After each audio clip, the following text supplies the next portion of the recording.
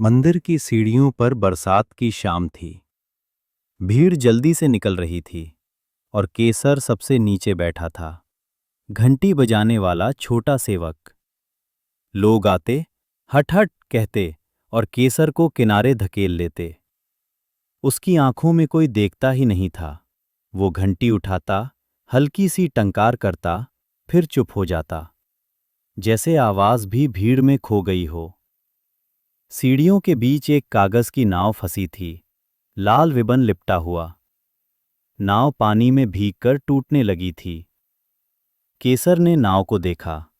उसकी आंखों में एक अजीब जल्दी जागी, जैसे किसी का सपना डूब रहा हो।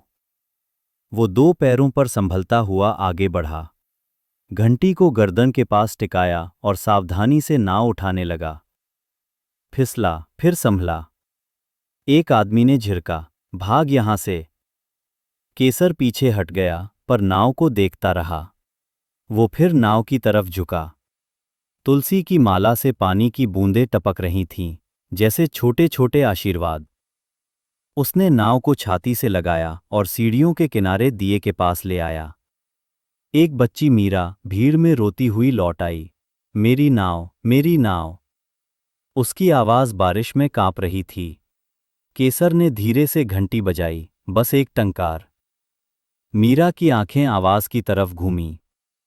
मीरा ने देखा, एक छोटा भूरा बंदर, केसरिया गमछा भीगा हुआ, और उसकी हथेलियों में उसकी नाव। मीरा धीरे धीरे पास आई। उसने नाव को छुआ। नाव कांपी, पर टूटी नहीं। मीरा ने राहत की सांस ली।